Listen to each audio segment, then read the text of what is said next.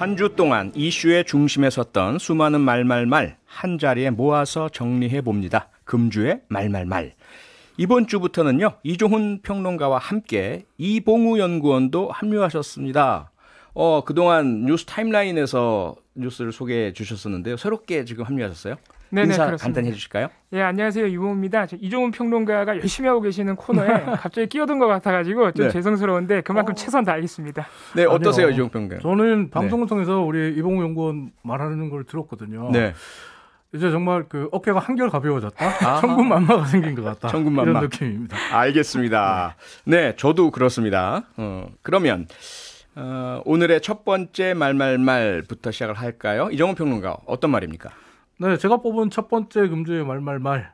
어머니는 건드리지 마. 어머니는 건드리지 마? 예. 이게 무슨 어떤 상황에서 나온 말입니까? 어제 뉴스에 경찰이 유튜브 채널인 가로세로 연구소의 김세희 대표와 강영석 소장에 대해 체포영장을 집행했다. 네. 그리고 또 이들이 경찰과 10시간을 대치하고 있다. 이런 뉴스들 다들 보셨을 겁니다. 네, 간단히 들었습니다. 네, 이 예. 대치 과정에서 예. 또 체포 과정에서 김세희 대표가 했던 말인데요. 잠시 어제 상황이 어땠는지 오디오로 잠깐 들어보시죠. 너무나 황당한데 이거 보면 조국의 딸 그리고 이인영의 아들에 대해서 의혹을 제기한 방송에 나잖아. 내가 말할 기회도 없어요. 아니야 말 구속된 사건에서 절대 용납하지 않을 거고.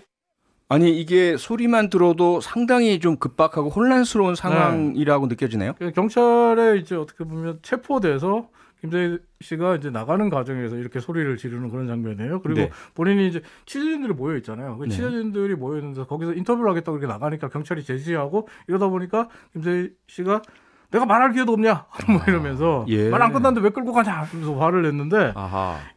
이날 이제 어제 같은 경우에 김세희 대표만 화를 낸 게 아니고 네. 김세희 씨의 어머니도 화를 냈어요. 오. 근데 앞서 말씀드린 대로 어제 그 김세희 씨와 경찰이 10시간 넘게 대치했잖아요. 네. 근데 김세희 씨가 어젯밤 7시 46분쯤에 이제 김세희 씨 아파트에서 이제 체포가 됐는데 네. 경찰이 문을 열어달라고 하고 그다음에 영장도 보여줬거든요. 네. 계속 문을 안 열어줘요. 대신에 아하. 유튜브 라이브 방송을 하죠. 예. 그걸 유튜브 라이브 방송을 하면서 계속 거부하니까 결국 경찰이 아파트 현관문에 디지털 잠금 장치 있잖아요. 네. 디지털 도어를 뜯어버립니다. 아하. 강제로 철거해서 집안에 들어와서 김세희 씨를 체포하게 되는데 예.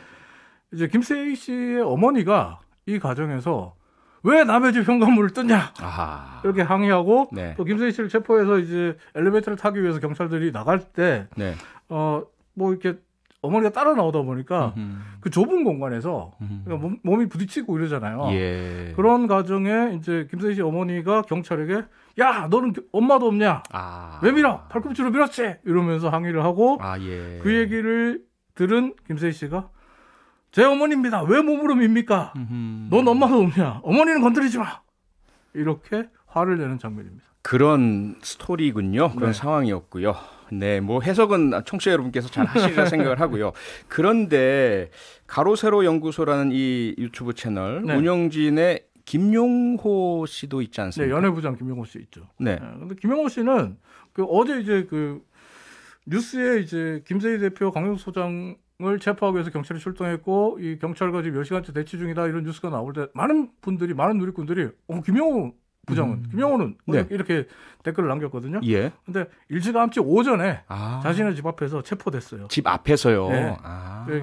김세희 씨, 강영석 씨는 경찰과 10시간 가까이 대치하면서 어제 밤 7시 50분께에 자택에서 각각 체포가 됐고 네. 김용호 씨는 어제 오전에 오전 9시경에 체포가 됐다고 합니다. 네. 김세의, 강용석, 김용호 이 세 사람이 경찰에 체포된 이유는 명예훼손 때문이죠. 네, 명예훼손이 정말 많죠. 네. 가세현 유튜브 채널 보신 분들 또 뉴스 챙겨보신 분들 다 아실 텐데 경찰의 말을 그대로 빌리자면 가세현의 이 세 사람은 이 사이버 명예훼손, 모욕 등의 혐의로 10여 건 이상 피소가 됐다고 합니다. 아하. 10건 이상 피소가 됐으니까 네. 경찰 입장에서는 조사를 해야 되잖아요. 강남구청이 피해자들도 여러 담당했는데, 사람이겠네요. 예. 그래서 그 피의자를 조사를 해야 되잖아요. 네, 이 세 사람을 그렇죠. 불러서 조사를 해야 되니까 네. 출석해달라 이렇게 얘기를 했는데 계속 묵살을 합니다. 아하. 10번 넘게. 예. 경찰로서는 수사를 진행할 수가 없는 상황이었어요. 그러다 보니까 결국 경찰이 체포영장을 발부받았고 어제 체포하게 됐는데 네. 앞에서 이제 오디오를 들어보면 김세희 씨가 뭐 그 정치 탄압을 받는 것처럼 아하. 부당한 구속을 당하는 것처럼 이야기를 하는데 그러다 보니까 또 유튜브로 이 장면을 시청하신 분들 중에서 김세희, 강용석, 김용호 세 사람이 감옥에 뭐 갔다 뭐 이렇게 얘기하시는 분도 계신데 네. 절대 아닙니다. 체포가 감옥 가는 건 아니죠. 네. 네. 경찰이 수사를 하기 위해서 조사를 해야 돼서 그렇죠. 즉 조사하기 위해서 경찰서로 데려간 거예요. 안 네. 나오니까 오라 그래도 안 오니까 할 수 없이 이제 경찰서로 데려가기 위해서 체포를 한 건데 황당한 건 어제 이 상황을 가로세로 연구소가 체포되는 그 순간까지 유튜브 라이브 방송을 하면서 짭짤하게 돈을 챙겼다는 겁니다. 아이고. 유튜브 후원 기능인 슈퍼챗을 열어서 네. 또 한 번 수익 창출에 나섰습니다. 아하. 체포되는 범죄 피의자로서의 모습도 이게 돈벌이가 되는 네. 그런 상황이군요. 사실 과거에 그런 적이 있죠. 지난해 12월에 강현석 변호사가 문재인 대통령이 이만희 신천지 총회장과 악수했다 뭐 이러면서 사진도 공개했는데 이게 사실 다 허위 사실이었잖아요. 네. 전혀 다른 사람과 악수하는 그걸 마치 이제 문재인 대통령이 이만희 신천지 총회장과 관련 있는 사람처럼 얘기했다 이런 건데. 그랬죠. 근데 이때도 경찰이 이제 추석 요구에 불응해서 집에서 체포했거든요. 네. 이때 슈퍼챗으로 1,500만 원 챙겼어요. 1,500만 원이요? 네. 근데 어제도 1,200만 원 가까이 챙겼어요. 우와. 1,200만 넘게 챙겼어요. 가로세로 연구소는 슈퍼챗으로 세계 1등을 찍은 적도 네. 있어요. 세계 1위요. 네. 그러니까 슈퍼챗 대단하네요. 모으는 데는 정말 세계적인 수준 유튜브 대단하네요. 채널입니다. 대단합니다. 예, 뭐 대단하다는 말씀밖에 드릴 게 없어서 잠시 좀 광고 듣고 다시 돌아오겠습니다. 네, 새롭게 단장된 금주의 말말말 오늘의 첫 말말말은 가로세로 연구소 이 김세희, 강용석, 김용호 이분들이 경찰에 체포되면서도 돈을 버는 슈퍼챗을 뭐 1,200만 원 넘게 받았다라는 이야기를 드렸는데요. 유튜브로 동물은 음식이 아니라 친구님께서요. 차라리 불우이웃 돕기를 하지 이렇게 해주셨고요. 참 이분들에게 제가 꼭 드리고 싶은 말씀이 있어요. 물론 이제 김용호 연예부장은 이제 본인 반성을 하셨죠. 눈물을 흘리시면서 본인 때문에 피해 입은 분들에게 무척 죄송하다는 말씀을 밝혔지만 돈이 세상의 전부는 아니지 않습니까? 어떠한 입장에 서건 그리고 누굴 비판하건 자유입니다. 하지만 법은 지키셔야 하고 법을 어겼다면 그에 따른 적법 절차는 수긍하고 따르는 것이 시민된 도리 아닌가 싶습니다. 부디 좀 그렇게 해주시기를 바라고요. 유튜브로 김원경님께서요. 이봉우 연구원님 새로운 코너에 합류한 거 축하해요. 시간이 길어져서 더 기대됩니다. 이렇게 주셨습니다. 네, 감사합니다. 그래서 네, 이번 아시는 분이에요, 제가. 아는 분이에요. 그렇군요. 오늘 들으라고 시키셨군요. 그렇습니다. 이거 뭔가 좀 청취율에도 도움이 될 것 같아서. 예, 한 분의 청취자가 들었습니다. 감사합니다. 그럼 이제 두 번째 말은 그래서 이봉우 연구원님께 부탁을 드려보겠습니다. 어떤 말입니까? 예, 사실 지금 대선 전국에서 가장 뜨거운 이슈 중에 하나가 바로 윤석열 전 검찰총장의 고발사주 의혹인데 네. 그 핵심 당사자인 김웅 국민의힘 의원이 오늘 오전에 기자회견을 했습니다. 그래서 그 관련 내용 일단 먼저 들어보고 얘기 나누겠습니다. 네. 이 자료들이 사실이라면 정황상 제가 손모 씨로부터 그 자료를 받아 당에 전달한 것일 수도 있습니다. 하지만 일각에서는 조작 가능성을 제시하고 명의를 차용했다는 주장도 있습니다. 현재 저에게는 기록이 남아있지 않고 그 진위 여부는 제보자의 휴대전화와 손모 검사의 PC 등을 기반으로 조사기관에서 철저히 조사하여 하루빨리 밝혀주시기 바랍니다. 네, 이 기자회견 내용을 좀 요약을 말씀드리면 네. 일단 고발장을 자신이 안 썼다. 최강욱 의원 네. 고발장 자신이 안 썼다는 것이고 당시 상황에 대해서 기억은 잘 안 난다. 네. 하지만 뉴스버스 보도가 만약 사실이라면 손준성 검사에게 자료 받아서 당에게 전달했을 수도 있다. 네. 그러나 제보가 조작일 수도 있다. 이런 내용입니다. 아하. 그래서 제보 조작에 대해서 이번에만 주장을 하신 게 아니라 어제와 그저께 언론 인터뷰에서도 반복적으로 주장하셨어요. 예. 제보자 누군지 안다. 제보자가 누군지 드러나면 이게 어떤 세력인지 드러날 것이다. 아하. 이 제보자 과거에도 조작을 했다. 이렇게 제보자가 믿을 만한 사람이 아니라는 암시를 계속 줬거든요. 네. 그래서 이것 때문에 지금 현재 이 고발사주 의혹이 제보자 색출로 흘러가는 분위기도 많이 감지가 됩니다. 네. 근데 좀 사실은 조금 김웅 의원께 조금 미안한 얘기가 뭐냐면 저도 이제 과거 경찰관으로 사건 수사 조사도 해보다 보면 사실 범죄 피의자가 일반적으로 하는 생각과 말에 많이 닮아 있어요. 그래서 안 그러셨으면 하는 바람이 컸었거든요. 이게 사실은 김웅 의원도 검사로서 조사 많이 해봤을 거 아니에요. 그러니까요. 본인이 상당히 자괴감을 느낄 것 같아요. 좀 앞으로라도 있는 거 그대로 좀 밝혀주셨으면 감사할 것 같은데. 자, 그런데요. 이 사건의 파장이 만만치 않은 게요. 국민의힘 내부에서조차 도대체 제보자가 국민의힘 사람이라는데 누구냐? 이거 내부 뭐 권력 다툼 아니냐? 이런 얘기까지 나오고 있지 않습니까? 그렇습니다. 그래서 정치권 내외부에서 이 국민의힘 사람이라고 하는데 누구냐라는 데에 초점을 너무 많이 맞추고 있다는 것이죠. 네. 근데 우리가 사실 이렇게 굉장히 파급력이 큰 의혹에 있어서 제보자를 누군지 찾아서 흠집을 내려가고 이런 행위에 대해서는 사실 사안의 본질이 아니다. 그리고 메신저 때리기다라고 해서 사실 지양해야 되는 바로 많이 지적을 하고 있습니다. 그렇죠. 제보자를 향한 공격을 대비하려고 우리가 사실은 법도 만들고 네. 이 공익신고 제도를 갖춘 거 아닙니까? 그렇습니다. 이 고발사주 의혹 제보자도 지난주에 이미 본인의 휴대전화와 공익신고서를 대검찰청으로 제출을 해서 네. 오늘 오전에 대검이 공익신고자 요건에 맞다고 확인을 했습니다. 네. 이 공익신고에 대해서 조금 소개를 해드리면 법이 있어요. 공익신고자 보호법이 있고요. 그렇죠. 공익신고라고 하는 것은 일단 공익에 대해서 침해가 발생한 행위, 국민의 건강, 위생, 환경, 안전, 또 공정한 거래 이런 공공의 이익을 침해하는 행위를 그 기관, 침해 행위가 발생한 기관이나 기업의 대표 또는 네. 수사기관, 국회의원 등에 신고하는 행위입니다. 이게 요건도 정해져 있어서요. 네. 471개 법을 위반한 행위에 대해서만 신고를 할 수 있고요. 그렇죠. 당연하지만 거짓임을 알면서도 신고하면 당연히 요건이 성립이 안 될 뿐 아니라 본인이 처벌을 받을 수도 있는 그런 상황인데 그렇죠. 사실 기억하시겠지만 김웅 의원은 이 사태 초기에 내가 만약에 전달했다고 한들 그것은 공익신고를 받은 것이다 이렇게 주장하신 바 있거든요. 그랬었죠. 하지만 이 법에 맞춰보면 김웅 의원이 2020년 총선 이전에는 국회의원도 아니어서 공익신고를 받을 위치도 아니었기 때문에 네. 성립되지 않는다는 것이 조금 요지이고 그렇죠. 이번 제보자는 대검에 의해서 공익신고 요건에 부합한다고 밝혀졌기 때문에 비밀 유지나 신변보호 의무가 발생을 합니다. 네. 근데 그럼에도 불구하고 지금 정치권과 언론에서는 제보자가 누구냐라는 점에 초점을 많이 맞추고 있는데 그 관련한 보도 사례도 한번 음성으로 들어보고 또 얘기 나누겠습니다. 그 제보자분이 국민의힘 소속은 맞습니까? 뭐 이제 제 개인적으로는 취재원 보호 차원에서 이제 밝히고 싶진 않은데, 예. 그 여기까지는 이제 오픈이 되어 있으니까 국민의힘 소속은 일단 맞고요. 네, 이 방송은 CBS 라디오 9월 6일 한판 승부라는 제목의 방송인데요. 네. 사실 이 인터뷰 자체는 전혁수 기자, 그러니까 뉴스버스 보도를 한 기자와 의혹 자체를 검증하는 좋은 내용이었어요. 네. 그래서 뉴스버스가 어떻게 보도를 했느냐, 검증 절차는 어땠느냐를 따지는 보도라서 내용은 좋은데 예. 거기에도 보면 방금 들었다시피 제보자의 신원을 묻는 질문이 들어가 있는 겁니다. 네. 근데 사실 그 질문이 쏙 빠져도 의혹을 검증하는 데 아무 문제가 없어요. 아하. 그래서 꼭 이 방송뿐만이 아니고 많은 방송 매체들이 이런 식으로 보도를 하고 있고요. 네. 신문들 같은 경우에는 일부 매체에서는 아예 유력 제보자가 누군 것 같다 이렇게 지금 지목하는 보도도 내고 있는 상황인데 아, 그런가요? 그렇습니다. 그래서 본인이 아니라고 하는데도 유력 제보자라고 제목을 뽑아서 보도를 내고 있거든요. 네. 그리고 오늘 마지막으로 또 이런 제보자 언급하는 보도 중에 중요한 게 있어서 마지막으로 하나 더 들어보고 또 얘기하겠습니다. 네.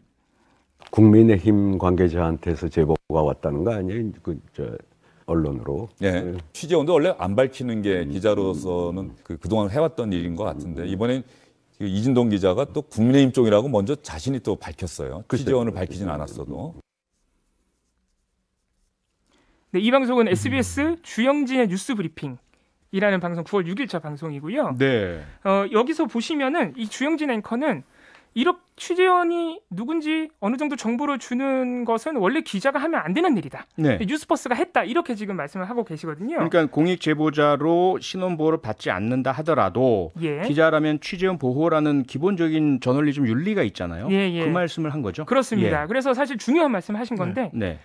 여기서 좀 우리가 반드시 짚고 넘어가야 되는 것이 이 취재원에 대한 언론, 기자의 기본적인 원칙이 뭐냐. 사실 그걸 보면은 사실 취재원과 출처에 대해서는 투명하게 공개하는 것이 원칙입니다. 예. 지금 신문윤리위원회 윤리 실천 요강에서도 네. 취재원은 투명하게 밝히되 취재원에게 위험이 가해질 가능성이 높을 시에만 비밀로 하게 되어 있거든요. 네. 그런데 지금 이 김웅 의원의 어떤 바뀌는 입장이나 네. 고발사주 의혹이 전개되는 과정에서는 이런 원칙에 대한 어떤 고민 없이 계속해서 보도가 이루어지고 있는 상황이고 다른 보도 사례들을 보면 어제 KBS에서도 이재명 도지사와 관련된 중요한 제보, 검찰이 압박 수사를 했다는 제보를 보도했는데 그렇죠. 그 보도는 그 취재원의 실명과 얼굴까지 공개하고 보도했거든요. 밝혔죠. 네. 그래서 우리가 취재원 보호라는 어떤 윤리적인 원칙과 네. 동시에 취재원을 반드시 밝혀야 하는 보도의 투명성 이런 것들을 함께 가져가기 위해서는 네. 자꾸 취재원이 누구냐, 믿을 만한 사람이냐 이런 측면보다 이 사안의 본질이 무엇이냐, 그리고 취재원을 제외하고 그 보도 자체의 충실성이 얼마나 네. 검증이 잘 되어 있느냐 이런 부분에 초점을 맞춰야 될 것 같습니다. 네, 그러니까 기본적으로 보도의 공정성을 위해서 취재원은 밝히는 것이 원칙이다. 그런데 취재원이 만약에 드러날 경우에 불이익이나 위험에 처한다면 이건 절대로 보호해줘야 하기 때문에 밝혀서는 안 된다. 네. 근데 사실은 우리가 익명의 관계자에 의하면 익명 취재원을 출처 삼는 보도가 엄청나게 많아요. 굳이 그렇습니다. 그 사람 신원을 감춰야 할 이유가 전혀 없고요. 네. 그러니까 정부 부처 인터뷰인데도 다 관계자잖아요. 그렇죠. 다 관계자. 그러니까 정작 취재원 밝혀야 될 때는 안 밝히고 네. 취재원이 보호받아야 될 이러한 상황, 약자일 수 있는 상황에서는 자꾸 취재원을 짐작할 수 있는 얘기를 막 공개를 하고 이거 뭐 잘못된 거 아닌가? 이종훈 평론가님? 잘못된 것 같아요. 그리고 저 같은 경우는 오늘 지금 이 이야기에서 네. 가장 좀 궁금한 거는 이거예요. 오늘 아까 이제 이봉우 연구원이 얘기했잖아요. 대검이 이 제보자를 공익신고자로 지정을 했다. 예. 이렇게 얘기했잖아요. 공익신고자는 당연히 신변보호를 받아야 되잖아요. 그렇습니다. 근데 오늘 윤석열 전 검찰총장이 예. 기자회견에서 네. 제보자 나와라! 나와라. 라고 했거든요. 전직 검찰총장이신데 법을 모르시는 건가요? 이거 어떻게 해석해야 되는 건가요? 심지어 수사기관은 사실 공익신고를 받는 주체거든요. 거기 이제 몸담았던 분인데. 그러니까 검찰에 예, 몸담으셨고 총장 수뇌부로 계셨던 분이 이렇게 얘기를 하시는 게 어떻게 받아들일지 좀 난감하더라고요. 그러니까 너무 화가 나서 감정적으로 격앙돼서 사실은 하지 말아야 할 그러한 아니 이분이 슬로건으로 거는 게 법과 원칙 아닙니까? 그러니까요. 네, 세 번째 말말말로 넘어가죠. 네, 이종훈 평론가 준비했죠? 네, 세 번째 말말말 오디오로 준비했습니다. 잠시 들어보시죠. 이병, 안준호. 너 어린 놈 눈빛이 왜 그러냐? 너는 그냥 왁구가 마음에 안 들어. 이병. 군대 안 왔으면 타령할 일도 없지 않았을까? 네, 장안의 화제가 되고 있는 드라마 DP죠. 네, 앞서 뉴스 타임라인 그리고 임태훈 그 군인권센터 그 소장의 인터뷰도 했습니다만 네. 방금 들으신 오디오는 넷플릭스 드라마 DP의 예고편을 편집해서 들려드린 건데요. 요즘에 이 드라마가 워낙 화제다 보니까 국방부는 물론이고 정치인들까지 연일 이 DP와 관련된 이야기들을 쏟아내고 있는데 네. 잠시 여기서 문홍식 국방부 부대변인의 이야기 한번 들어보시죠. 지금까지 국방부 및 각 군에서는 폭행, 가혹행위 등 병영 부조리를 근절할 수 있도록 지속적인 병영 혁신 노력을 기울여 왔다는 말씀을 일단 드리겠습니다. 또 국민 여러분 그리고 기자분들께서도 잘 알고 계시는 것처럼 일과 이후 휴대전화 사용 등으로 악성 사고가 은폐될 수 없는 병영 환경으로 현재 이렇게 바뀌어가고 있다는 점을 말씀을 드리겠습니다. 근데 사실 저도 이 DP를 제 아내와 같이 봤거든요. 네. 근데 아내가 제 아들이 이제 네. 20살인데 아들을 어떻게 군대 보내 이러면서 상당히 겁나하더라고요. 그래서 제가 뭐라고 울더라고요. 예, 제가 뭐라고 했냐면 저거 다 옛날 얘기야. 지금은 안 그래. 네. 그리고 제 아들도 뭐라면 엄마 요새 군대 다 휴대폰 다 갖고 들어가는데 절대로 저런 일 없어 걱정하지 마 이렇게 얘기를 하거든요. 문제는 그런데 그럼에도 불구하고 여전히 가혹행위와 은폐 또 극단적 선택 터지고 있는 거 아닙니까? 국방부 부대변인은 이렇게 얘기했습니다만은 사실 그 직후에 네. 군인권센터에서 방금 앞서 들으셨던 강감찬호에서 있었던 비극적인 사건, 그러니까요. 그리고 군에서 어떻게 은폐했는지 이런 네. 것들을 고발하고 제보했잖아요. 네. 아직도 일어나고 있는 현실인 거죠. 요즘 군대 달라졌습니다, 아닙니다라고 하는데 실제 이런 사건들이 계속 벌어지고 있잖아요. 공군 여중사 사망 사건도 그렇고. 네. 일단 이 부분에 대해서 많은 분들이 동의할 수 없다라는 입장을 보이실 수밖에 없게 지금 만들어 가고 있다라고 말씀드리겠고, 또 정치인들 역시 이 국방부의 해명에 동의하지 않는 분위기인데요. 야권의 이제 대선 후보인 홍준표 의원 같은 경우에 가슴 아픈 일이다라면서 이제 DP의 그 드라마를 본 소감으로 가슴 아픈 일이다 이렇게 얘기를 하면서 네. 징병제에서 모병제로 전환해야 된다.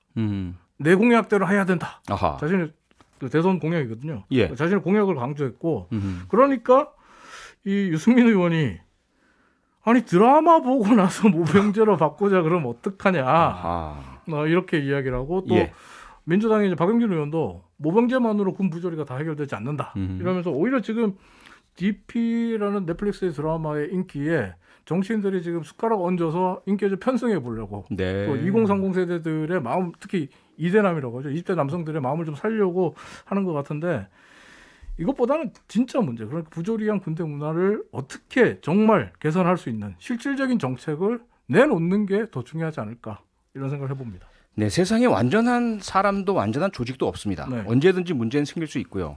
군의 가장 큰 문제는 문제가 없는 것처럼 자꾸 은폐하려고 한다는 거죠. 있는 그대로 드러내 주시면 우리 국민들도 다 알아서 전체적으로는 괜찮은데 이런 문제가 있구나 이렇게 이해할 건데 앞으로는 절대로 이거 감추지 말기를 꼭 좀 부탁을 드리고 싶어요. 이봉우 연구원님 어떻게 생각하십니까? 네, 아까 우리 방송에서 임태훈 소장이 잠깐 인터뷰하셨는데 임태훈 소장님이 이 DP에 대해서 하신 말씀 중에 가장 기억에 남는 것이 국방부가 바뀌려 하지 않기 때문에 이런 일들은 계속 발생하고 있고 드라마 DP가 오히려 현실을 조금 대중들이 보기 편하게 잘 이렇게 뭐라 그럴까요? 사포질을 한 것이다. 이렇게 말씀하기도 하셨거든요. 그러니까 아직도 벌어지는 일이다. 이렇게 봐야겠습니다. 저도 계속 그 DP 드라마에 나온 대사 중에 계속 귀에 꽂히는 게 뭐냐면 뭔가 해야 바뀔 거 아닙니까? 뭔가 해야잖아요. 이 이야기 그 뭔가가 결국은 막 가혹행위자를 납치하고 또는 뭐 살해하려는 행동까지 이르려는 그런 뭐 드라마니까 그렇긴 하겠지만 어쨌든 아무것도 안 하고 있는 나라, 정치, 군, 수뇌부 이들을 향해서 분명히 크게 아우성 치는 그런 메시지가 아닙니까 이 드라마가? 1510님이 표디에게 지금 반박하시는 글을 보내주셨습니다. 요즘에도 있는 얘기입니다. 요즘도 있답니다. 우리 아들 올 3월에 전역했는데 이 드라마 지금이랑 똑같다고 했습니다. 실제 본인도 이렇게 당했다고 하면서요. 그러니까요. 이런 일들이 있습니다. 다만 과거보다는 훨씬 더 뭐 나아지고 달라지고 공개되고 개방적이다라는 건 사실인데 그럼에도 불구하고 있다는 거 이 부분만큼은 인정하시고 문제가 발생하면 그대로 공개하고 매뉴얼대로 원칙대로 법대로 규칙대로 처리하고 가해자 처벌하고 피해자 보호하고 이렇게 해달란 말이죠. 그래야 개선되죠. 그래야 문제를 고치죠. 그러니까 말입니다. 뭐 군만의 문제는 아니죠. 뭐 모든 조직이 다 마찬가지고요.